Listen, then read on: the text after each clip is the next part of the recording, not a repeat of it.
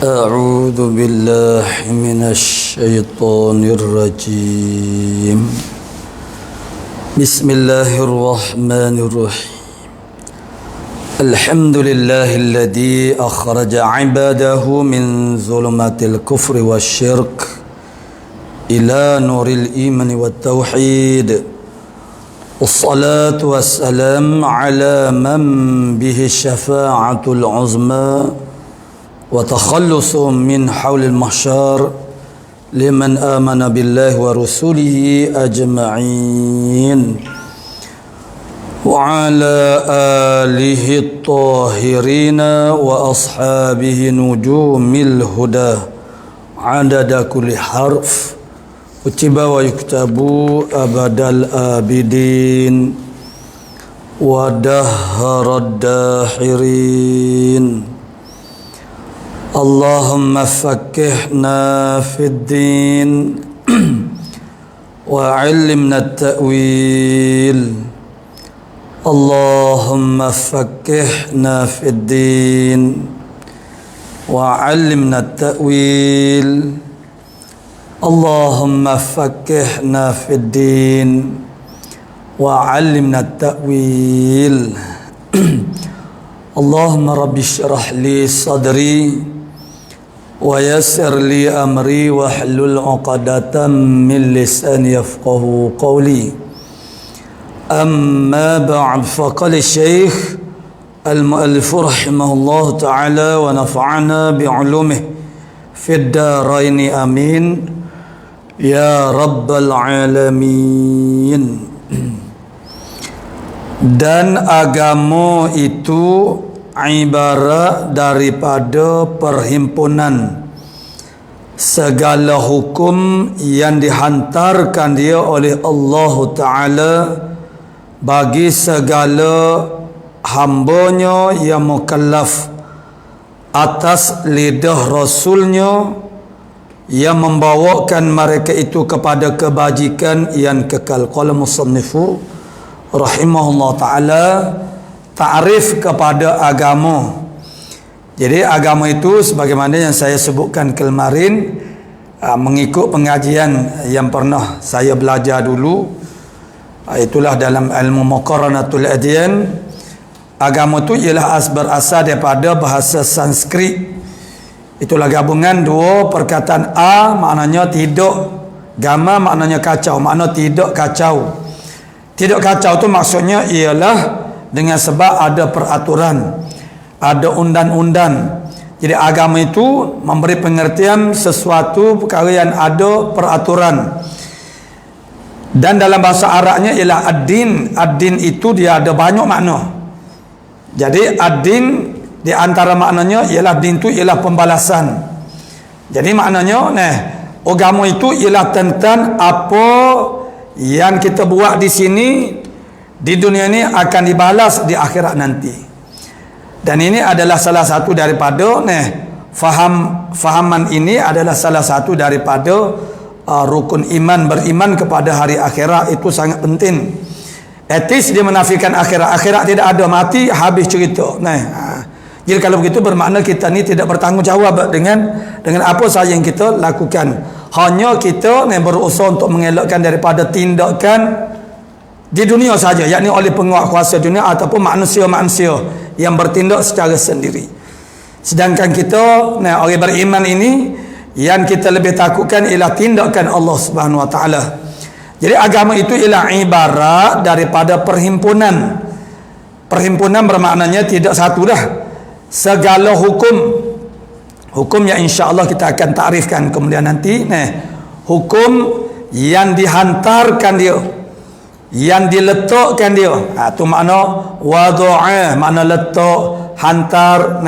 Yang dihantar akan dia akan perhimpunan segala hukum saat ni, makna yang diletak akan dia oleh Allah Ta'ala. Mana wadi' yang meletakkannya ialah Allah Subhanahu Wa Ta'ala. Allah Ta'ala hantar segala hukum ini untuk siapa dia? Bagi segala hambanya yang mukallaf. Bagi segala hambanya yang mukallaf atas lidah Rasulnya. Bagi segala hamba yang mukallaf mukallaf ini maksudnya ialah yang baligh lagi pula akil. Cuma dari sudut taklifiahnya itu ada dibahagikan kepada dua bab. Satunya dipanggil sebagai usuluddin, satu lagi dalam agama ini dipanggil sebagai furu'uddin. Usul maknanya pangkal, teras, akar, mana teras agama. Usuluddin maknanya ialah pangkal agama. Pangkal agama itu berkaitan dengan apa? Masalah akidah, masalah aqaidul iman, masalah simpulan-simpulan hati kita terhadap ketuhanan Allah Ta'ala, dan perkara yang berkaitan dengan segala akidah ini dipanggil sebagai usuluddin. Maka orang Islam sudah pasti dia adalah mukallaf. Yang berlaku perbincangan ulama ialah tentang orang kafir. Jadi mengikut dua bab sani, maka ada khilaf ulama. Adapun dalam bab usuluddin, dalam bab usuluddin tidak ada khilaf ulama bahwasanya orang kafir adalah minal mukallafin, min jumlatil mukallafin, daripada jumlah orang-orang yang ditaklifkan dengan hukum dalam bab usuluddin. Apa dia? Taklifiyah dalam bab usuluddin, mengenal Allah Ta'ala, beriman kepada Allah Ta'ala, dan segala orang panggil maudu'atil iman, mana konten-konten iman itu yang dihuraikan secara tafsirnya lagi akan dalam rukun iman misalnya. Jadi tentang usuluddin, taklifiyah dalam bab usuluddin, orang kafir adalah setengah daripada mukallaf juga. Yang jadi khilaf ulama ialah tentang maknanya mukallafnya orang kafir di dalam bab furu'uddin. Furu'uddin itu makna wajib sembahyang, wajib puasa, mana haram zina, haram minum arak. Maka itu khilaf ulama. Pandangan yang kuatnya ialah orang kafir juga adalah mukallaf. Sebahagian mengatakan tidak mukallaf dalam bab furu'uddin. Furu' makna cawangan. Jadi mana dalil dia? Di atas asas apakah dikatakan bahasanya dimasukkan orang kafir itu dalam jumlatul mukallafina, jumlah orang-orang yang mukallaf dalam bab hukum furu'uddin. Itu adalah berdasar kepada beberapa ayat, antaranya ialah pertanyaan Allah Ta'ala, pertanyaan orang yang beriman di dalam syurga kepada orang kafir. Itu kita boleh tengok tafsir dia. Itu makna yang dirujukkan, mukhatabnya, orang yang dihadapkan cakap oleh orang beriman di dalam syurga itu ialah minal kafirin, daripada orang kafir. Begitu pertanyaannya, orang-orang yang beriman di dalam syurga kepada orang kafir, masalakakum fi saqar, apakah yang menyebabkan kamu ini berada di dalam neraka saqar? Jadi jawapan mereka bagaimana? Ini yang Allah Ta'ala rakamkan dalam Al-Quran. Mereka menjawab, lam nakum minal musalli, tidak adalah kami daripada orang-orang yang sembahyang. Dengan sebab itu kami masuk neraka saqar ini. Padahalnya walhanya mereka itu ialah orang kafir, cukup memadai dengan kekufuran mereka itu mereka masuk neraka. Tetapi mereka mengatakan alasan yang mereka itu masuk dalam neraka saqar itu ialah kerana mereka tak sembahyang. Itu dalil bahawasanya orang kafir juga adalah mukallaf dalam bab furu'uddin. Furu'uddin makna syariah ataupun fiqh lah. Jadi dan di antara dalil yang keduanya ialah seperti firman Allah Ta'ala dalam bab kewajiban haji dalam surah mana walillahi 'alan nasi hajjul bait man istata'a ilaihi sabila. Walillah, bagi Allah Ta'ala, 'alan nas, di atas manusia. Jadi makna Allah Ta'ala walillahi 'alan nas, bagi Allah Ta'ala di atas manusia hajjul bait, yakni mengerjakan haji kepada Baitillahil Haram. Jadi Allah Ta'ala menggunakan perkataan 'alan nas, di atas manusia, maka terbenarlah orang-orang kafir. Namun maksud taklifiyah orang kafir dalam bab furu'uddin ini ialah taklif dari sudut tuntut seksa sahaja. Dia taklifiyah ni dia ada dua. Satunya tuntut buat. Tuntut buat tu maksudnya dia kena buat. Makna lazim di atasnya dia kena buat. Yang kedua, tuntut seksa manakala tidak dilakukan apa yang diperwajibkan oleh Allah Ta'ala, maka dia akan diseksa dengan sebab meninggalkan wajibat ataupun dengan sebab mengerjakan muharramat, perkara yang diharamkan. Jadi orang kafir, kalau kita orang Islam ini dia ada dua tuntutan dalam makna taklifiyah, ahkam syariah ini, pentaklifan kepada hukum-hukum syariah ini. Yang pertama dia panggil tuntut buat melaksanakannya fid dunia, di dalam dunia.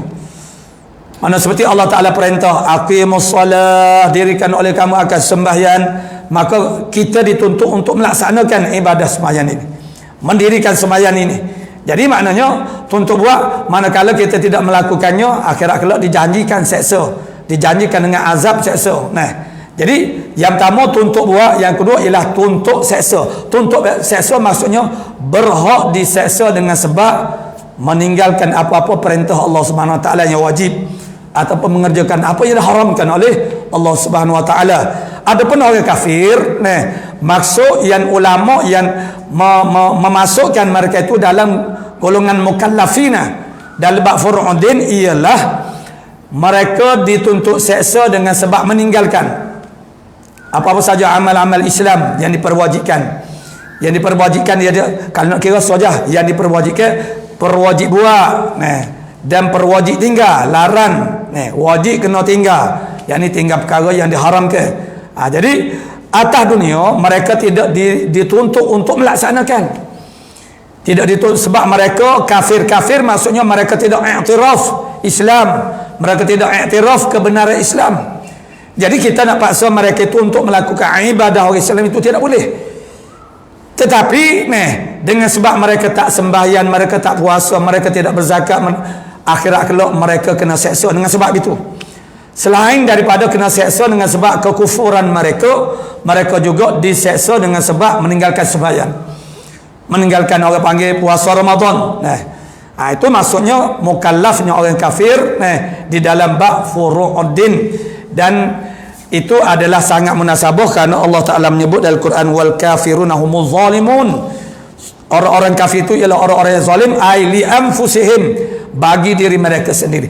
Mereka menzalimi diri mereka sendiri dengan sebab kufur, sifat kufur yang ada pada diri mereka, yang itu menghalang, mencegah daripada segala kebaikan yang Allah Ta'ala nak, yang Allah Ta'ala cadang nak beri kepada kita manusia ni. Tertegah mereka itu daripada mendapat apapun kebaikan kerana kekufuran yang ada pada diri mereka itu, sehingga segala kebaikan-kebaikan yang mereka lakukan. Orang-orang kafir minal kafirin, daripada orang kafir itu ada orang-orang yang berbakti, berbudi, berjasa, memberi sumbangan kepada kehidupan manusia, tetapi apapun usaha mereka itu tidak dihargai oleh Allah Ta'ala. Kata orang Kelantan, mana sekeping rabuk pun tidak ada harga di sisi Allah Subhanahu Wa Ta'ala.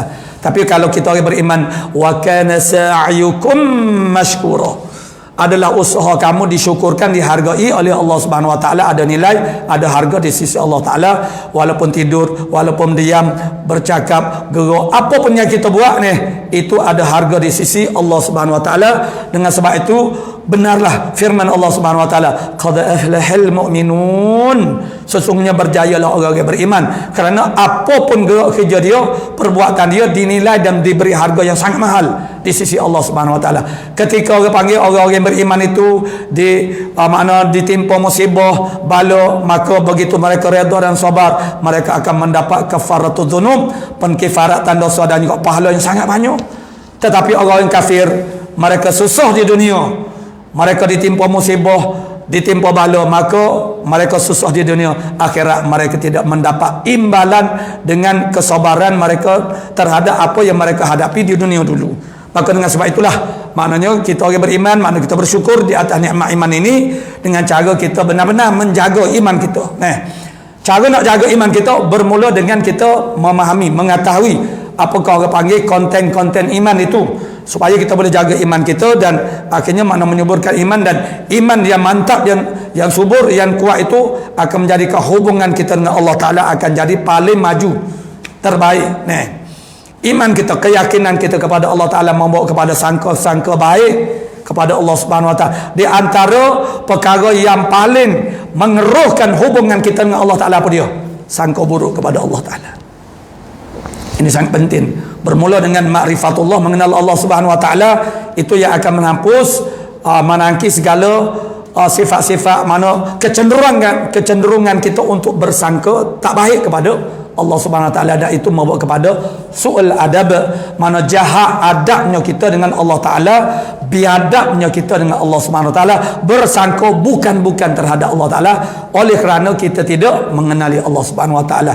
Jadi oleh kerana kita tak mengenal Allah, maka farbama an ta'taqida mimma yukhaliful haqq, kata Imam Ghazali. Boleh jadi kamu akan beriktikad perkara yang menyalahi perkara yang sebenar tentang ketuhanan Allah Subhanahu Wa Ta'ala.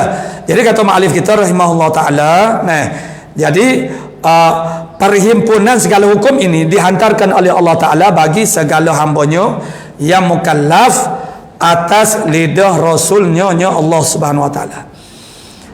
Allah Ta'ala memuliakan Nabi kita Muhammad sallallahu alaihi wasallam, maka Nabi itu menjadi wasilah untuk kita mendapat segala kebaikan daripada Allah Subhanahu Wa Ta'ala. Kerana hukum taklifiyah, hukum segala perhimpunan segala hukum yang dihantar oleh Allah Ta'ala ini adalah untuk kebaikan umat, kebaikan hamba-hambanya Allah, yang insya-Allah kita akan belajar nanti. Allah Ta'ala tidak ada kepentingan di dalam semua perbuatan-perbuatannya. Sebab Allah ghaniyun, Allah Ta'ala maha kaya, tak berhajat kepada apa-apa, kepada siapa-siapa dia. Maka apapun yang Allah Ta'ala lakukan bukan untuk kebaikan dia, maksudnya kepentingan dia, tidak sebagaimana kita makhluk ini, kita bertindak apapun pasti ada kepentingan, ada orang panggil masalahnya. Maka Allah Ta'ala turunkan segala perhimpunan mana hukum hakam ini ialah untuk kebaikan, kesejahteraan, kemanfaatan kepada kehidupan kita manusia di dunia, dan akhirnya mencapai kehidupan yang sebenar di akhirat kelak. Jadi semua tu perkara-perkara yang akan membawa kebaikan kepada manusia, Allah Ta'ala hantar melalui Rasulnya, pilihannya, Safiyatih, mana pilihannya iaitulah Nabi Yuna, itulah Muhammadun sallallahu alaihi wasallam. Maka dengan sebab itu jadi mulianya Rasul, kerana dengan sebabnya bika ya Rasulullah, dengan sebab mulah ya Rasulullah, kami mendapat petunjuk, kami mendapat hidayah, dapat taufik daripada Allah Subhanahu Wa Ta'ala, yang membawa akan mereka itu kepada kebajikan yang kekal, kebaikan yang kekal. Segala hukum perhimpunan, segala hukum yang dihantar oleh Allah Ta'ala melalui Rasulullah SAW inilah yang akan membawa kepada kebajikan yang berkekalan kepada kita. Mana kebajikan berkekalan? Iaitulah akhirat kelak yang abadan sarmadan, yang selama-lamanya. Qala muallifu rahimahullah ta'ala, dan segala tanda agama empat. Segala tanda agama empat mana? Tanda seseorang itu beragama. Tanda seorang itu beragama, yakni agama Islam lah maksudnya. Tanda seorang itu beragama maksudnya mantap agamanya. Kita pun biasa kecek kita kata orang itu mana beragama. Bukan maksudnya kalau orang itu tak ada agama tu bukan maksud dia etis. Maksud dia kurang agamanya, pegangannya longgar, tidak mantap. Jadi tanda agama itu bahawa seorang itu benar-benar tahakuk, mana semati sungguh cerak kata pasti kata dia tu beragama dengan agama Islam. Ada segala tanda agama tu ada empat. Jadi apabila ada tanda-tanda ini, maka menjadi dalil ataupun menunjukkan bahasanya kemah keming ataupun mantapnya seorang itu dengan agamanya. Tapi manakala tidak ada tanda ini, bukan bermakna tidak ada agama. Tanda tak ada tanda tu untuk buat pecameh, untuk buat pedomeh, untuk membuat orang panggil alamat tanda kepada kita untuk kita mengenali. Jadi apabila orang bertanda dengan tanda-tanda ini dengan sempurnanya, maka zahirnya dia adalah orang yang kuat, yang mantap dia punya agama. Yang pertama, selain daripada yang pertama, tanda yang pertama ini, yang kedua, ketiga, keempat, maka kalau tidak ada tanda-tanda yang kedua, keempat, ketiga, keempat itu tidak menunjukkan bahasanya seorang itu tidak beragama. Tapi yang pertama ini atau dapat tidur. Kalau tidak ada yang pertama ini, maka tidak ada agama baginya. Maksudnya agama Islam. Yang pertama sah i'tiqad. Sah i'tiqad, sahih i'tiqadnya, betul i'tiqadnya. Pegangnya dia tentang ketuhanan Allah Taala adalah sahih. Akidahnya sadiqatun, mana sadiqah mana betul. Dia beriktikad dengan iktikad yang sahih, yang benar. Jadi kalau di sini tak selesai, mana iktikadnya tersasar, iktikadnya tak betul, maka tidak boleh dinisbahkan kepadanya agama Islam. Karena agama Islam itu dia bermula dengan iktikad yang betul terhadap ketuhanan Allah Subhanahu Wa Taala. Apa murad, apa maksud dengan sah i'tiqad? I'tiqad sebagaimana telah kita uraikan sebelum daripada ni, maksudnya i'tiqad tu dipanggil daripada perkataan aqdun, makna simpulan. Bila dia pergi kepada i'tiqad ditambahkan hamzah dan huruf ta, jadi i'taqada. Jadi akhirnya dalam kata masdarnya ialah i'tiqad, makna simpul yang simpul mati. Kalau panggil simpul yang tak akan dirungkaikan. Itu makna i'tiqad. Digunakan untuk perhubungan kita dengan Allah Subhanahu Wa Taala. Untuk perhubungan sama-sama makhluk digunakan perkataan aqad, iaitu jazam. Apa dia yang dimaksudkan dengan sahih i'tiqad ni? Iaitu jazam. Jazam maksudnya putus hati. Jazam ni maksudnya kita pegang suatu perkara itu putus. Tak bergoncang, tidak bergonjek, katakan. Mana ogehlah sekuat mana pun dia tidak akan bergonjang, tidak akan bergoncang, bergonjek, nak kata orang Kelantan. Jadi maknanya kuat, mantap, putus. Al-Imam Ghazali mengibaratkan, membuat perumpamaan bagaimana jazamnya seorang itu dengan sesuatu perkara yang dia pegang. Tak ada kira lah apa yang dia jazam itu adakah dia tu benar, perkara yang benar ataupun palsu. Tetapi bila dia pegang tu, dia pegang kemah keming. Mana dia tak tukar, dia tidak akan berubah. Dia tidak akan meninggalkan apa yang dia pegang itu. Itulah jazam. Imam Ghazali buat perumpamaan seumpama gini.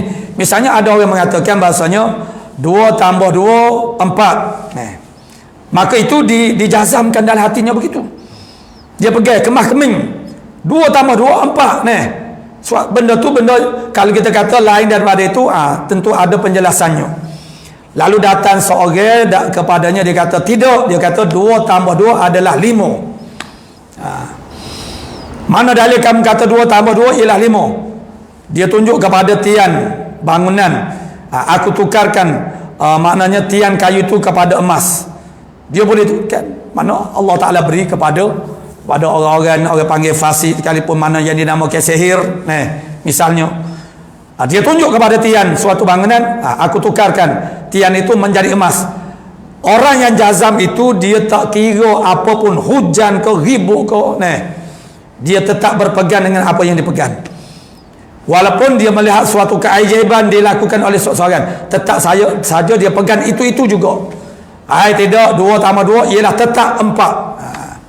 Sebab manusia ni, sifat manusia ni, maknanya pegangan manusia itu dia akan jadi goyah apabila seseorang itu mampu melakukan sesuatu perkara yang luar biasa.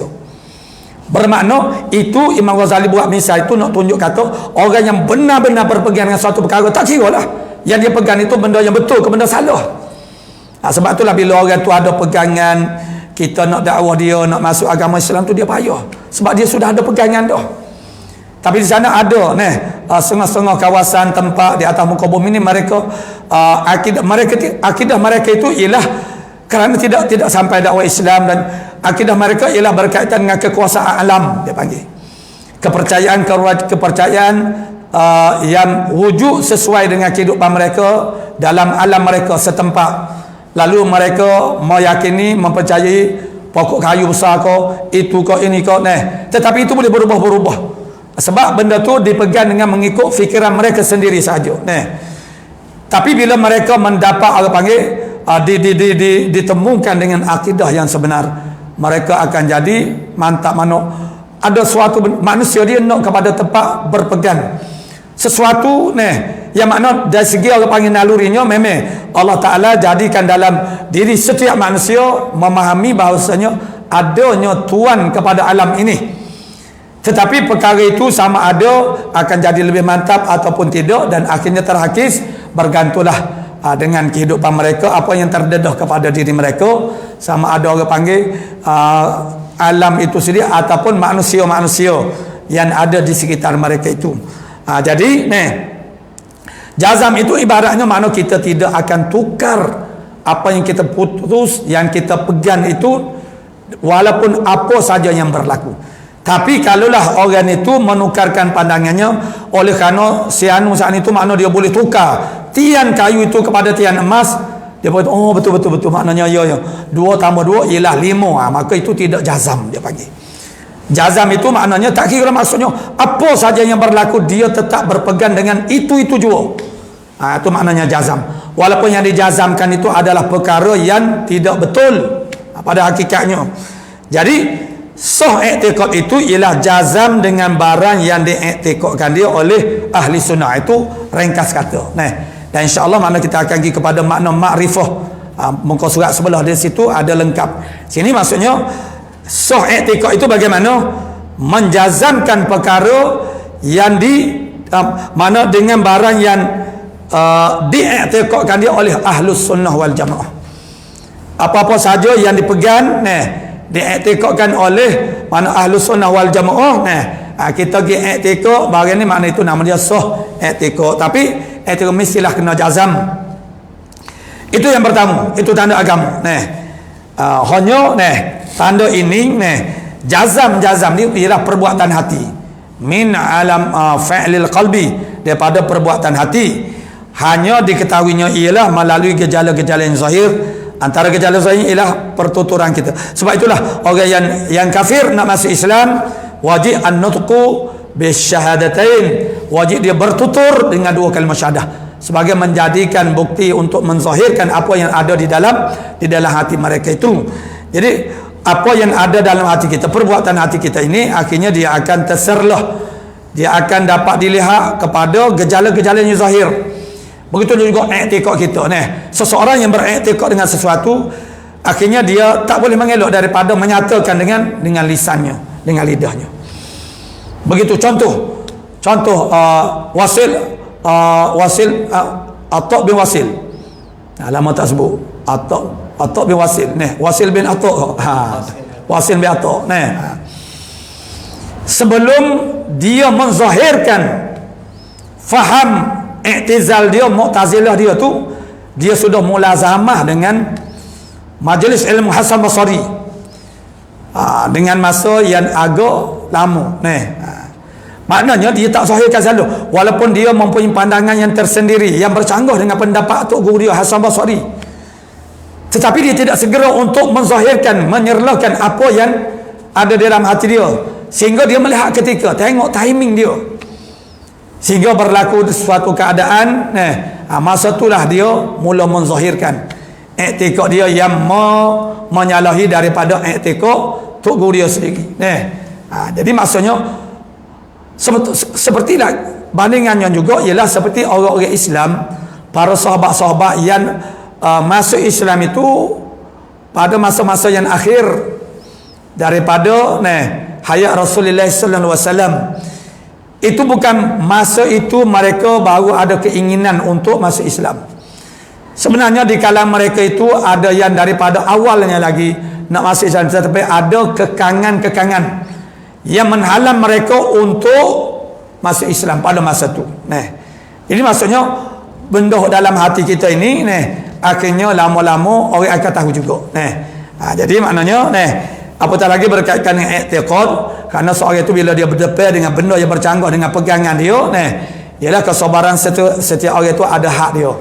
Jadi kalau misalnya pegangan dalam misalnya orang panggil dalam parti politik, kalau misalnya bila dia berada dalam kumpulan yang bercanggah, orang panggil fikrah politiknya, mula-mula dia diam, tapi bila orang duduk mengatur-ngatur tentang orang panggil, dia akhirnya dia tak boleh tahan, dan akhirnya orang akan tahu dia ni bagaimana keadaannya. Itu contohnya. Jadi apa yang dijazamkan oleh kita itu duduk dalam hati kita, namun walau macam mana pun lama-lama benda tu akan jadi zahir. Itu tanda yang pertama. Yang kedua, benar qasad. ataupun qasad. Benar qasad. Qasad tuju hati kita di dalam melakukan ibadat kepada Allah Taala. Tu. Itu benar qasad. Sidqul qasdi. Sidqu itu adalah teras kepada iman. Lawan kepada sidik itu, sidik mana benar. Lawan kepada benar itu tidak benar. Mana pendustaan, iaitulah nifaq. Jadi kalau tidak tahakkuk sifat sidq dalam hati kita, dalam hubungan kita dengan Allah, maka yang mengambil tempatnya ialah nifaq. Maknanya sidq cita hati kita itu akan jadi sangat khalis, bersih bila unsur-unsur nifaq itu bersih daripada hati kita. Jadi benar qasad maksudnya benar tuju hati kita dalam melaksanakan ibadah ialah semata-mata kerana Allah Taala sahaja. Jadi dengan sebab itulah kata muallif kita, iaitu mentafsirkan makna benar qasad, menunaikan ibadah dengan ikhlas. Itu perkataan yang lebih mudah difahami oleh kita. Apa makna benar qasad? Maknanya mengerjakan ibadah dengan ikhlas. Apa makna ikhlas? Ikhlas ambil daripada akhlasa yukhlisu, ikhlasan daripada khalusa. Khalusa makna bersih. Khalas makna habis. Bersih, yakni bersih daripada campuran. Ikhlas itu ialah tentang kita mengikhlaskan hati kita dalam melaksanakan ibadah dan melaksanakan amal-amal kepada Allah Subhanahu Wa Taala. Mengikhlaskan makna membersihkan hati kita daripada ada campuran. Jangan bercampur dari sudut apa dia? Dari sudut aghrad. Aghrad ni maknanya tujuan kita melakukan ibadah. Tujuan kita melakukan ibadah itu liman kerana siapa dia? Lima kerana apa dia? Jadi khalis itu khalis maksudnya bersih. Sesuatu yang tulen yang asli itu bersih. Madu, beli madu, maka tak berapa jadilah mana khasiatnya. Ada yang mengatakan dia mau beli itu madu tidak asli. Yang aslinya macam mana? Tidak ada campuran. Sesuatu yang asli itu, yang tulen itu, yang baik itu, yang berkualitas itu ialah yang tidak ada campuran. Jadi suppose sekarang orang laki-laki duduk bercampur dengan perangai orang perempuan, nama dia pondek. Jadi kualiti kelakiannya akan jadi kurang. Ataupun walaupun tidak pondan sekalipun, tetapi oleh kerana tarbiyah anak pada zaman kita sekarang itu tidak berlaku. Maknanya dalam Islam sangat mementingkan bab tarbiyah. Tarbiyah anak laki-laki untuk membesar sebagai seorang laki-laki. Tarbiyah anak perempuan untuk menjadi seorang perempuan. Itu anak zaman dahulu ibu bapa bawa anak-anak untuk melakukan pekerjaan. Kalau menanam padi, dibawanya ke sawah bersama, maka seorang laki-laki itu, anak-anak laki-laki itu dia membesar, berkembang dengan berperwatakan dengan tubuh yang mekar, yang gagah. Kerana itulah yang sepatutnya bagi seorang laki-laki. Sekarang ni maknanya yang tidak ni, anak-anak kita kena berhati-hati dengan apa yang berlaku pada zaman kita sekarang. Kita kena melihat zaman. Perhatikan anak-anak kita yang laki-lakinya, yang perempuannya. Yang laki-lakinya tengok dia berjalan, cara dia tu dia bukan pondan, tetapi oleh kerana mereka tidak ditarbiyah dengan kerja-kerja yang lasuk, akhirnya dia nak jadi macam lemah lembut juga. Tu. Dan begitulah juga kerjaya yang orang panggil, kita kena orang panggil, kita tak boleh orang panggil menerima apanya yang sedang berlaku pada zaman kita. Contohnya seperti yang wujud sekarang pada zaman kita sekarang ialah kerjaya pok andam. Bukan mak andam. Itu yang dinominasikan oleh orang laki-laki. Yang laki-laki yang berwatak ke lembut. Yang akhirnya kita panggil dia sebagai pondan. Jadi akhirnya mana pondan itu adalah laki-laki yang dia panggil apa dia? Kalau orang Kelantan panggil berjanguk. Menghiasi orang panggil anak perempuan kita, anak dara kita. Semenjak daripada majlis pertunangan lagi, begitu dipanggil pok andai ni yang melihat dan memegang, menyentuh tubuh-tubuh anak dengan secara dekat. Itu satu perkara yang orang panggil sangat salahnya pada agama. Dan benda tu kita jangan. Maknanya kerjaya itu makna kerjaya itu bukan untuk orang laki-laki. Untuk menghiasi orang perempuan itu biar orang perempuan lah. Orang perempuan itu ramai. Mengapa orang laki-laki pula yang mengambil yang masuk ke bidan, terjun ke dada bidan yang seumpama lagu tu. Jadi begitulah, kembali kepada makna ikhlas itu ialah tak ada campuran. Itu yang saya laki-laki maknanya tulen, maksud tak ada campuran sifat-sifat perempuan. Perempuan pun begitu juga. Jadi sesuatu yang baik, yang berkualiti, yang tulen, yang asli itu yang tidak ada campuran. Begitulah amal kita lakukan ini untuk dipersembahkan, ditujukan kepada Allah Ta'ala saja. Kalau tok-tok guru zaman dulu, kita biasa dengan masa-masa kita kecil dulu dia dalam bab ikhlas ini, dia panggil makna kita hantar surat, kita tulis surat, kita hantar surat kepada seseorang, addressnya mesti jelas. Tu alamatnya mesti jelas. Tu tok guru dulu dia buat perumpamaan lagu tu. Sebab kalau addressnya tidak begitu jelas, tak jelas, menyusahkan postman, dan akhirnya postman tak dapat menyampaikan kepada orang yang ditujukan itu. Begitu juga kita melakukan ibadat, biar jelas. Kita tujukan untuk Allah Ta'ala semata-mata saja. Jangan ada kerana lain yang selain daripada kerana Allah Ta'ala. Ada kerana lain itulah dia panggil ada campuran. Bila ada campuran itulah dia panggil tidak ikhlas. Ikhlas itu makna kosong, bersih daripada campuran. Air kosong yang tak dibubuhkan di dalamnya gula, tak dibubuh, dia dicampuri dengan teh, dengan kopi. Walau kalau dia diletakkan ais atau air batu. Jadi ais mana air batu mana.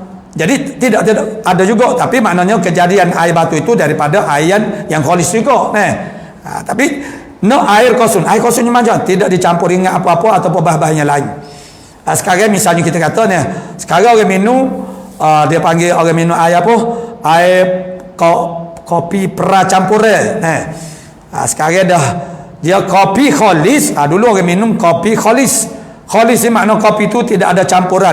Maksud campuran dia adalah pembuatan dia mestilah ada campuran-campuran. Jadi makna tidak dicampur dengan apa-apa bahan yang lain. Kemudian timbullah suatu era, satu zaman kita ni, orang mula dah buat, orang panggil campuran-campuran kepada kopi ni, berasaskan kepada kopi tetapi dicampur dengan bahan-bahan yang lain. Maka mula-mula timbul itu dia panggil 2 in 1, 2 dalam 1. Tapi sampai sekarang bukan 2 dalam 1, sampai 20 dalam 1.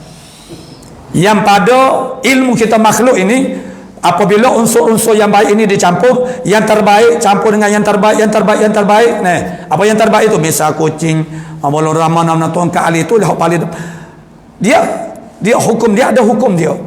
Pencampuran ini dia ada hukum dia. Sesuatu benda yang baik, dua benda yang baik, kadang-kadang bila ditemukan dia, dicampur dia akan menatijahkan yang tak baik. Itu orang panggil mana ilmu kita yang dangkal itu, mana walaupun dia seorang ahli dalam bidang perubatan kesihatan, ada perkara-perkara yang dia tidak tahu, dia terlepas pandang.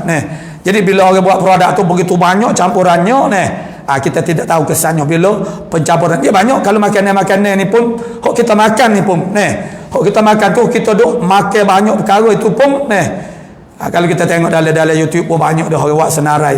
Dia macam mana telur dengan ikan, dia ada tak boleh susu. Kalau susu dengan ikan itu dalam kitab Nahwu pun ada.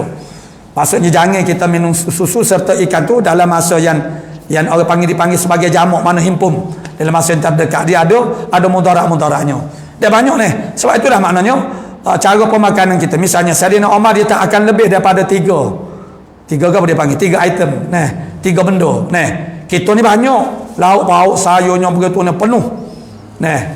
Itu yang menjadikan orang panggil pencampuran makanan-makanan ini kita tak tahu kesan dia. Ya kita tahu ini bahan yang baik. Contohnya yang paling mudah ni.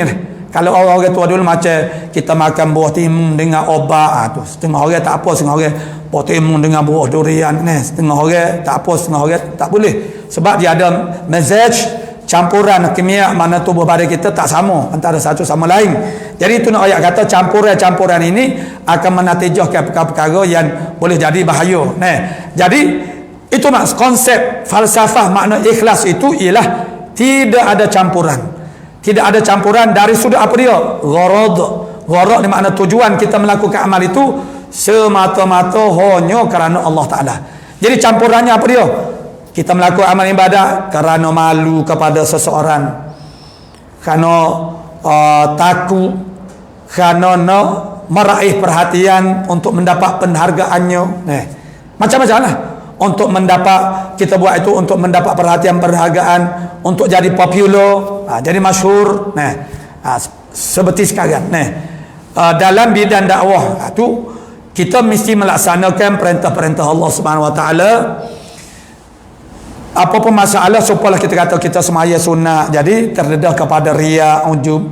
Kalau begitu tak payah semaya sunat. Itu kena tipu ke syaitan lah. Apa yang perlu diusahakan, bagaimana kita nak mengatasi perkara-perkara yang boleh menyebabkan kita jadi riak, jadi ujub itu. Sedangkan kita tu makna mesti melaksanakan amal ini. Begitu juga dalam dakwah. Maknanya dakwah ini, orang panggil orang yang terlibat dalam dakwah itu ialah seluruh umat Islam. Ini semua orang Islam tu kena tahu, kena faham. Dakwah itu maksud kita memanggil manusia kepada agama Allah Subhanahu Wa Taala. Setiap daripada kita adalah bertanggungjawab mengikut posisi kita, keadaan kita, kemampuan kita. Untuk orang panggil kita memberi sumbangan dalam dakwah. Dakwah ini bukan mengajar sahaja, bukan ceramah, bukan pidato. Dakwah itu pelbagai, banyak perkara. Dan kemuncak kepada dakwah sebagaimana yang saya belajar, kemuncak kepada dakwah adalah uswatun hasanah, contoh tauladan yang baik, supaya berlaku qudwatun hasanah, ikutan yang baik. Jadi kalau kita tak pandai bercakap, kita tak pandai, tak boleh nak mengajar. Yang paling penting ialah kita menunjukkan akhlak Islam, amal Islam yang sebenar. Yang berlaku masalah atau kes Islamofobia, mana orang bukan Islam takut kepada Islam, ialah mereka kerana mereka membuat kesimpulan Islam itu berdasarkan kepada perbuatan-perbuatan orang Islam, tindakan-tindakan orang Islam yang tidak beramal dengan amal Islam. Lalu mereka tidak mendapat kefahaman yang benar, yang betul tentang Islam. Karena Islam itu apa yang diamalkan oleh orang Islam. Sedangkan ramai orang Islam yang tidak benar-benar beramal dengan amal Islam. Jadi sebenarnya kita tunjukkan akhlak Islam. Itu pun dah orang panggil menjadi aset dakwah yang sangat besar. Jadi itu ikhlas. Ikhlas maksudnya tidak ada campuran. Bila kita sebut kata ikhlas, tidak ada campuran tentang tujuan kita melakukan amal itu selain hanya semata-mata kerana Allah Ta'ala. Mana lillah, diperuntukkan untuk Allah Ta'ala sahaja. Jadi bila ada campuran-campuran ini, itulah yang akan mencacatkan, mencederakan ketulinan amal kita itu. Jadi ketulinan amal itu ialah tentang kita menyerahkannya untuk sabriah, semata-mata hanya untuk Allah Subhanahu Wa Taala saja. Angka nombor 2 di luar sana, di atas sana, qauluhu, menunaikan ibadat dengan ikhlas. Kata mu'alif kita rahimahullah ta'ala, menunaikan ibadat dengan ikhlas itu angka nombor 2, dia buat ta'liq, dia letak di atas.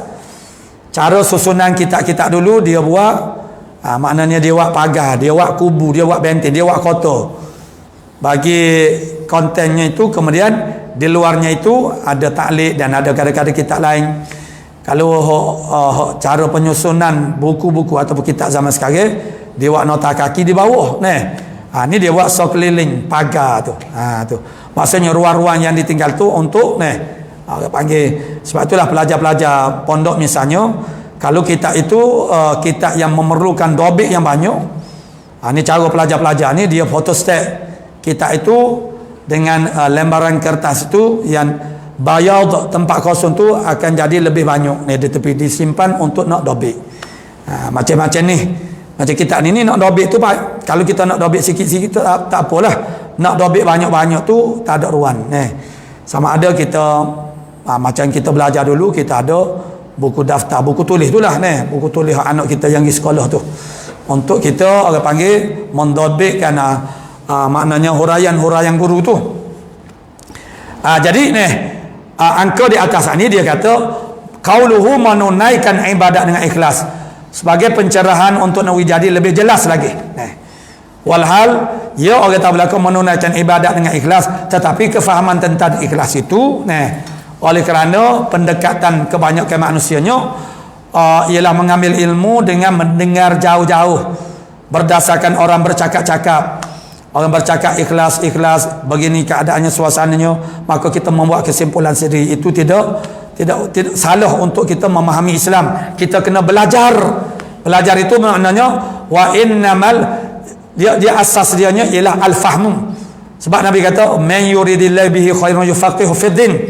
Siapa dia yang Allah Taala nak jadikan dia itu faham pada siapa dia yang Allah Taala nak jadikan dia itu dapat kebajikan yang banyak, tidurnya dapat pahala, bergeraknya, jaganya dapat pahala, bercakapnya dapat pahala, diamnya tak bercakap pun dapat pahala. Semua aktiviti yang dia lakukan dia mendapat pahala. Sebagaimana ayat wa kana sa'yukum mashkura, adalah usaha kamu disyukurkan, yang kamu orang beriman. Ialah nak jadi dapat perhatian dan pengharga daripada Allah Taala itu kita kena faham.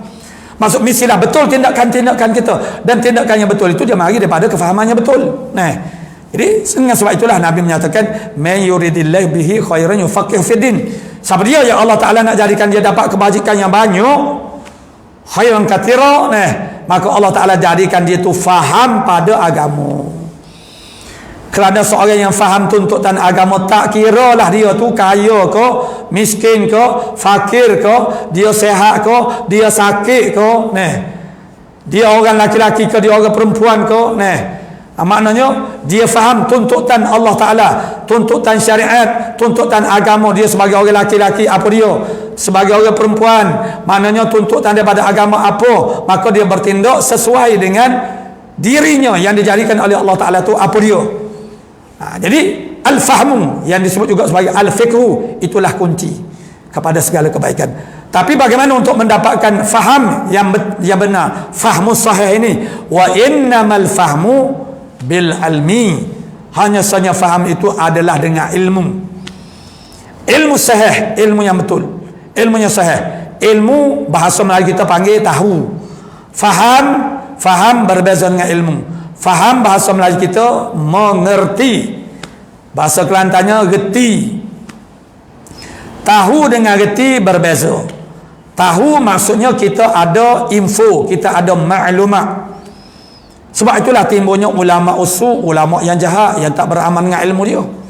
Sebab dia ada maklumat, dia banyak tahu tentang ahkam, hukum hakam Islam, tetapi dia tidak bertakwa kepada Allah Ta'ala, tak takut kepada Allah Ta'ala, tidak tahu. Dia hanya ada maklumat saja, itu makna tahu. Mengerti, apa beza tahu dengan mengerti? Tahu dengan faham. Mengerti itu ialah merujuk kepada seseorang yang mampu untuk menggunakan maklumat, menggunakan info itu untuk menjadikan dia itu jadi manfaat kepada dirinya dan juga orang-orang Islam yang lain. Itu makna mengerti. Mengerti itu ialah bagaimana kita memproseskan maklumat itu, yang mana natijahkan orang panggil perkara yang benar. Natijahnya, rezaknya ialah keuntungan, kebaikan, kemanfaatan. Itu dia panggil reti, mana mengerti. Tu dia beza. Contoh yang paling mudah misalnya, contohnya tukar-tukar masuk kita kata orang memasak. Ada yang sekadar dia tahu. Tahu ini begini. Maksudnya kita tahu ni dia memasak, dia bergantung kepada resipi yang di dalamnya ada huraian-huraian cara melakukan untuk memasak itu. Bahan-bahannya dia tahu. Lalu dia orang panggil kopi. Sekadar tahu itu dia panggil kopi. Kopi maknanya saling. Apa yang ada dalam catatan itu, begitulah dia lakukan. Jadi kalau tidak ada satu bahan umpamanya, dia akan buntu dan dia tidak akan jadi untuk meneruskan lagi usaha dia memasak itu. Berbeza dengan orang yang reti, yang faham. Maksud yang faham itu maknanya dia mengenali setiap maklumat. Maklumat itu berupa bahan-bahan dan juga kaifiat. Jadi bahan-bahan itu misalnya lengkuas. Kenapa diletakkan lengkuas di dalam singgan? Singgan, tak kira lah singgan, apabila sebut kata singgan bermakna kena ada lengkuas. Apa fungsinya, peranan lengkuas itu? Begitu juga kena diletakkan jintan manis, jintan itu ni macam-macam. Ini ilmu bagi mana tu, maknanya mengetahui benda-benda tu serta kaifiat secara lebih-lebih kurang, itu dia panggil tahu. Orang yang faham ini maksudnya dia faham peranan setiap bahan-bahan itu dan caranya, dan apabila ketiadaan bahan itu dia boleh cari badalnya, penggantinya, kerana dia tahu benar kenapa perlu dimasukkan lengkuas umpamanya, kenapa bawang besar, kenapa bawang putih, kenapa bawang merah, itu akan membezakan orang-orang yang hanya sekadar tahu saja dengan orang yang mengerti. Jadi hanya saja faham yang sahih itu kita akan dapat daripada ilmu sahih. Ilmu sahih itu dia dapati daripada sumber-sumber yang sahih. Seumpama kita yang telah diperakui bahasanya konten dia, kandungan dia adalah perkara yang benar, yang betul. Tetapi kalaulah kita itu mendapatkan, misalnya kita membaca sendiri yang berhak kita, walaupun kandungannya betul, takut-takut yang cara kita memahaminya itu makna jadi salah.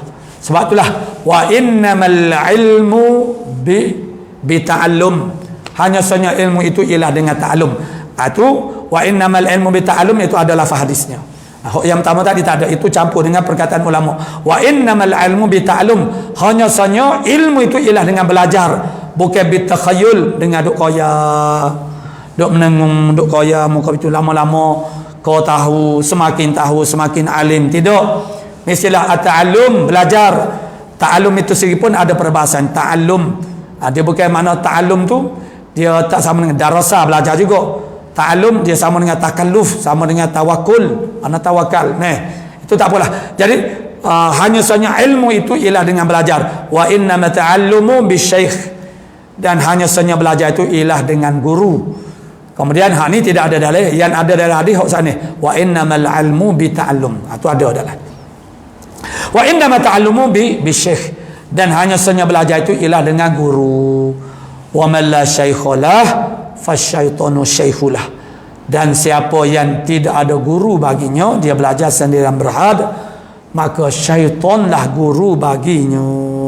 Kalau syaitan yang menjadi guru seseorang itu, adik kakak boleh jawab sendiri apa yang syaitan nak ajar dan nak bawa. Kalau syaitan tu jadi guru kita, dia nak ajar apa kepada kita, dia nak bawa kita ke mana, itu boleh jawab sendiri. Kalau kita mengenali syaitan tu siapa dia dan apa peranannya, jadi maknanya perlu belajar. Barulah kita tahu dengan benar dan kita akan dapat faham. Bila kita faham, barulah kita dapat beriktikad dengan etika yang sahih. Apatah lagi di zaman yang penuh dengan fitnah sekarang ni, perlu sangat-sangat kita tu memastikan akidah yang kita pegang itu adalah akidatun shadiqatun. Karena sekarang ni terlalu banyak dakwa-dakwi mana begitu begini. Jadi biar kita tahu, mana belajar daripada sumber yang sahih tentang Islam, baik dalam akidahnya, syariahnya. Biar kita tu kena benar dulu akan Islam, dan bila kita terdedah kepada apa-apa pun, maknanya kita dapat pagar diri kita. Jadi tentang mengerjakan ibadat dengan ikhlas ini, artinya maksudnya macam mana? Mengerjakan dia serta ikhlas itu bagi Allah Ta'ala ialah dengan bahawa tiada disekutukan pada ibadat itu akan yang lain daripada Allah Ta'ala. Tiada disekutu itu maksudnya tidak dicampuri lah.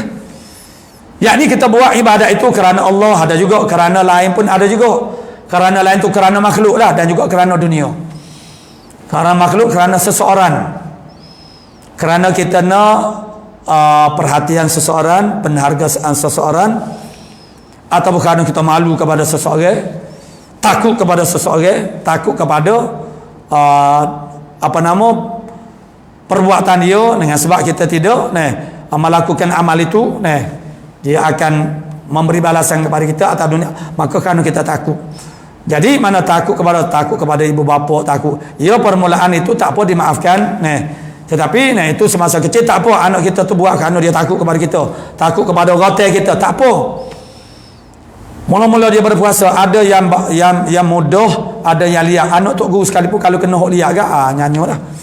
Liak ni payah nak boleh kos semaya tu payah jadi kalau untuk puasa biasanya itu agak liak. Orang dewasa pun agak liak semaya mana puasa ni. Jadi bagi kanak-kanak kita boleh bayangkan, mereka ni tak boleh nak sabar. Kita orang dewasa pun tak boleh nak sabar dengan makanan.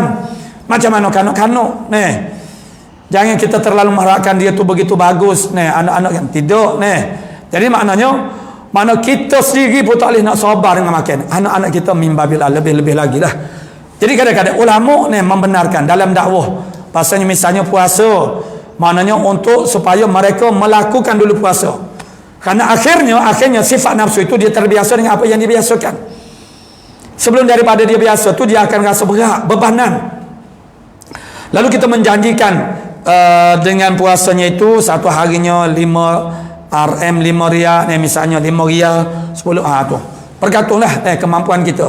Itu tak mengapa. Boleh kita tawarkan mereka itu sesuatu hadiah atau untuk nak targhib, menggemarkan mereka untuk melaksanakan ibadah puasa umpamanya. Tetapi ini tak boleh berterusan. Maksudnya sesuai dengan pertumbuhannya, dia membesar dan tahap pemikirannya begitu, maka kita perlu memberi penjelasan. Kita melakukan ibadah ialah semata-mata untuk Allah Subhanahu Wa Taala, bukan kerana ning. Tapi sebelum daripada itu, oleh kerana kita nak terapkan ikhlas selalu dalam jiwa anak tu, tak boleh. Tak usah kata anak-anak kita orang dewasa ni pun tak mampu untuk orang panggil memahami dengan betul tentang ikhlas. Maksud dia mengerjakan ibadat dengan ikhlas itu ialah maknanya bahawa tiada disekutukan pada ibadat itu akan yang lain daripada Allah Ta'ala. Firman Allah Ta'ala, faman, dalam ayat yang terakhir daripada surah Al-Kahfi, A'udzu billahi minasyaitonir rajim, faman kana yarju liqa'a rabbih falyamal 'amalan salihan wa la yusyrik bi'ibadati rabbih ahada. Maka barang siapa yang adalah dia tu harap nak berjumpa dengan Tuhannya. Ini pun satu hal yang kita, kalau kita buat kuliah tu tazkirah itu satu tajuk yang khusus. Betul kata ayat, faman kana yarju liqa'a rabbih. Siapa dia yang mengimpikan, mengidam untuk berjumpa dengan Tuhannya. Cuba kita tanya anak-anak kita, apa yang mereka impikan untuk berjumpa dengan siapa dia? Ada ke dalam fikiran mereka tu nak berjumpa dengan Allah Ta'ala? Ada ke macam tu? Siapa yang mereka nak berjumpa sangat-sangat? Situ kita kena tarbiyah dah anak-anak kita. Kena tanam dah dalam hati anak kita supaya mereka nak kembali kepada Allah Ta'ala dengan keadaan mereka begitu dimuliakan oleh Allah Subhanahu Wa Ta'ala. Mana cinta kepada Allah Ta'ala membawa kepada rindu nak berjumpa dengan Allah Ta'ala. Begitulah tarbiyah imannya sepatutnya. Jadi sehingga Allah Ta'ala menawar, maka barang siapa yang mengimpikan, yang mengharapkan dia tu nak berjumpa dengan Tuhan dia, maka dia kena buat begini. Tapi kalau dalam jiwa manusia itu daripada awalnya lagi tidak ada nak berjumpa dengan Allah Ta'ala, dengan Tuhannya, maka tak ada apa-apalah. Janji Allah Ta'ala tu tak adalah diberi perhatian, sebab dia tidak rasa perlu, tidak rasa penting. Tu.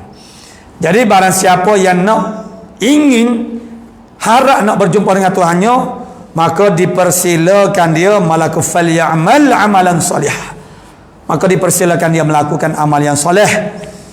Amal yang soleh itu amalul faraid wal nawafil, amal fardu, sunnah dan mubah yang kita jadikan wasilah kepada keduanya tadi.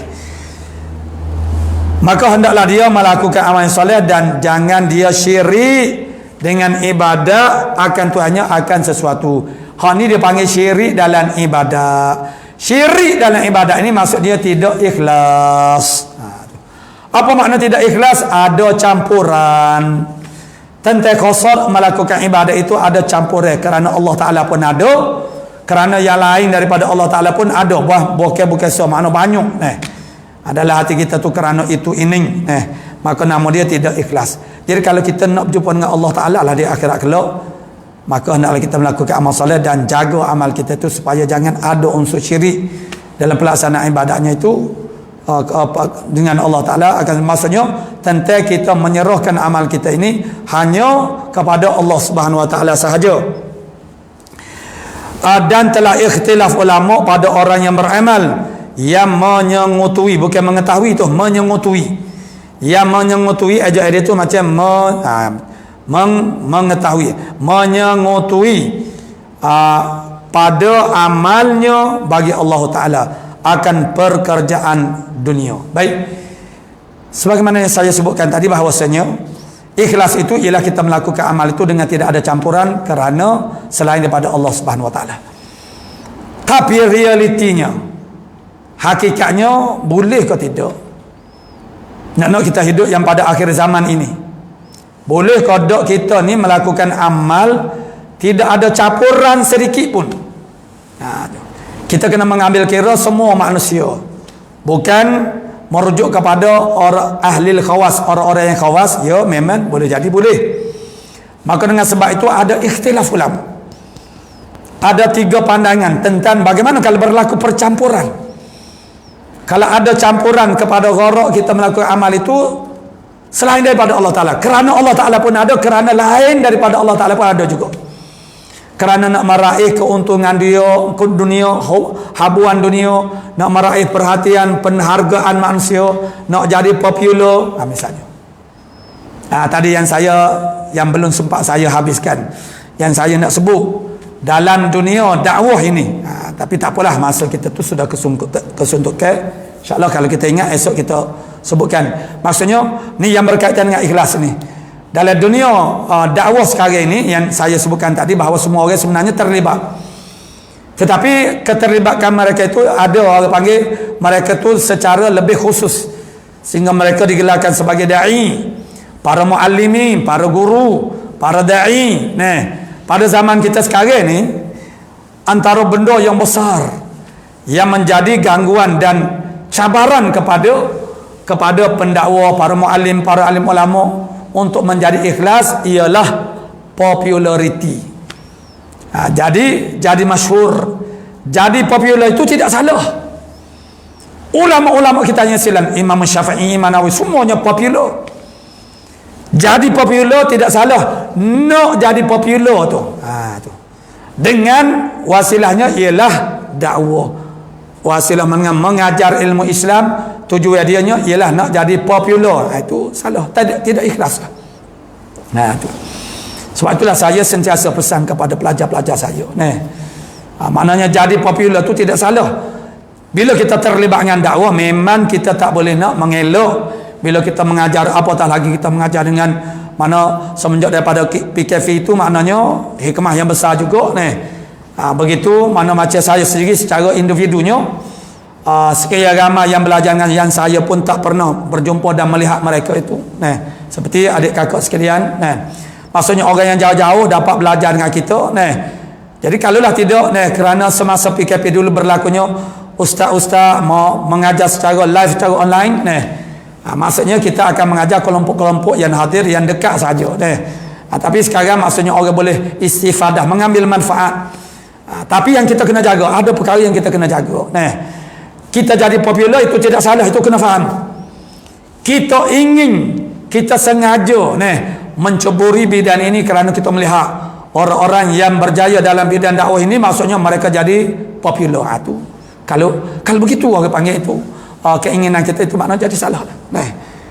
Itu makna itu sebagai orang panggil intronya, makna sebagai mukadimah. InsyaAllah saya akan sambung besok. Dan sepertilah tentang bagaimana berlaku pencampuran. Maksudnya ulama-ulama melihat kalau untuk orang khawas adalah boleh jadi tidak ada campuran. Sebagaimana ayat ni, jangan ada campuran sedikit 1% pun, jangan ada kerana yang selain daripada Allah Subhanahu Wa Taala. Tapi orang awam umumnya umat Islam, boleh ke mereka menafikan sedikit pun unsur-unsur kerana yang lain daripada Allah Ta'ala, itu masuk dalam orang panggil tujuan mereka melakukan amal.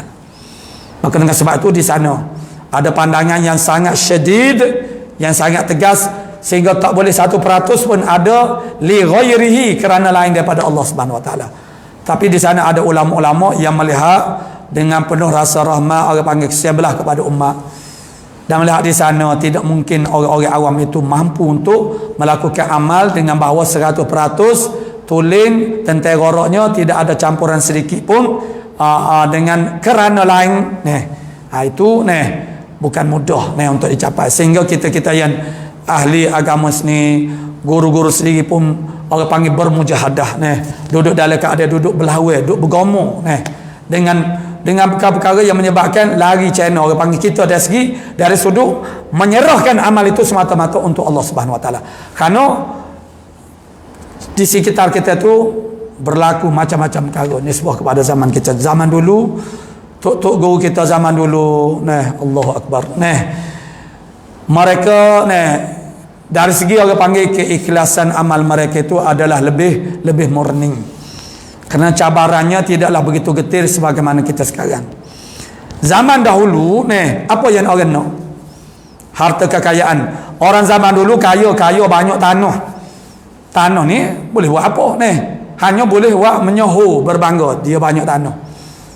Orang sekarang ini makna aset hartanya berbeza. Apa yang orang nak? Mana rumah yang menjadi wa masakin tardaunaha. Maknanya tempat-tempat tinggal yang kamu banggakan itu. Jadi rumah, kereta yang kereta mewah yang begitu banyak sekarang orang bernikmat-nikmat macam kita sekarang mana ustaz-ustaz, guru-guru sekarang maknanya dengan dah jadi suatu benda yang dah kebiasaan melancun, mana cuti-cuti Malaysia tu biasa jadi tidak semacam dulu. Kita melihat guru-guru kita dulu sangat-sangat orang kita panggil Allah lenenya. Apa dia yang mereka mahu kepada? Tak ada lah nak berjalan, nak bergerak apanya nak bergerak ke mana dulu kita budak-budak tu taman tema air kita gap dia pagi air, tali air yang warnanya seperti coklat, mana warna tanah tu, itulah taman tema kita nya. Tapi anak-anak kita sekarang tu bergerak ke mana dia tak sama. Keinginan tarik ke dunia pada zaman kita sekarang tu adalah lebih kuat, benda-benda yang menarik dengan sebab itu kepada orang panggil kepada keperluan, kepada harta benda, duit piti, dan zaman sekarang kata nak bergerak sikit pun duit itu cabaran dalam kita melaksanakan orang panggil kerja dakwah. Sebab kita hidup dunia, kita perlu kepada harta, kita perlu kepada wan, kepada duit piti. Maka di dalam kita melaksanakan amal-amal agama ini begitu, kerana kita terdesak nak kepada wan, situlah ujian Allah Subhanahu Wa Taala. Maka akhirnya ada orang yang melakukan kerja-kerja agama tetapi nak kepada habuan dunia, nak jadi popular. Zaman sekarang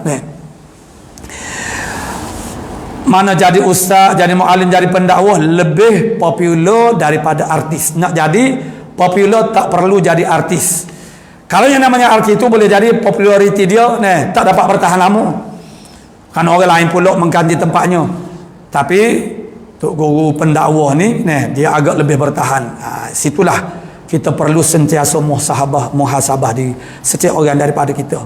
Saya memperingatkan diri saya sendiri dan juga yang seumpama dengan saya supaya begitu orang panggil peka dengan orang panggil keadaan sekeliling untuk nak jaga keikhlasan hati kita. Sebab itulah kita kena mengajar saya sebagai rutin saya sebagai salah satu daripada kaedah untuk sentiasa tambih memberi peringatan kepada saya di antara kitab yang saya tak tinggalkan dan begitu sekian lama, bermula dengan kitab ini Faridah Faraid, ialah kitab Minhajul Abidin dalam bidang ilmu tasawuf.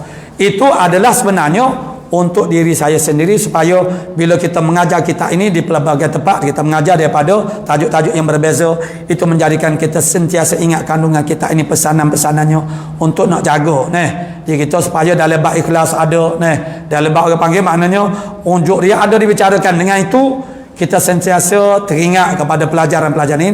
Itulah di antara perkara yang boleh menjagakan kita jadi insyaAllah kita akan ikuti. Ada 3 pandangan bagaimana seandainya kalau kita melakukan amal itu ada campuran tentang gharat ini selain daripada Allah Ta'ala, ada juga kerana yang lain daripada itu. Maka ada 3 pecahan pandangan ikhtilaf ulama. Satunya ialah Iz Ibn Abdissalam, Syekh Iz Ibn Abdissalam, pandangan yang sangat-sangat syadid, terik, ketat. Dan Imam Ghazali kebiasaannya mengambil pandangan, melakukan pandangan-pandangan yang pertengahan, begitu, yang mengambil pendekatan yang begitu. Dan ada satu lagi ialah Ibn Hajar Al-Haytami, orang panggil maknanya yang agak terlalu longgar. Ibn Abdissalam terlalu syadid, ketat sangat. Imam Ghazali dia ambil tengah-tengah untuk meraihkan dua-dua pihak. Dan begitulah pedoman daripada Nabi sallallahu alaihi wasallam, khairul umur awsatuha, sebaik-baik pekerjaan itu adalah pertengahannya yang perlu dipahami dengan secara baik. Ila akhir, wallahu subhanahu wa taala a'lamu bisawab. Kita berhenti pada kata sana dan di luar, kita berhenti di luar maka memilih maka memilih Ibnu Abdissalam. Ila akhir, wallahu subhanahu wa taala. A'udzu billahi minasyaitonir. Bismillahirrahmanirrahim. Alhamdulillah rabbil alamin. Wassalatu wassalam ala asyrafil anbiya'i wal mursalin wa ala alihi wa sahbihi. Allahumma taqabbal minna innaka antas sami'un alim. Wa tub alaina ya maulana innaka antat tawwabur rahim. Allahumma inna nas'aluka al-ilma khaifin wa inabatal mukhbitin wa syukra sabin wa tabatas sadiqin wa sallallahu ala sayyidina Muhammadin wa ala alihi wa sahbihi ajma'in walhamdulillah.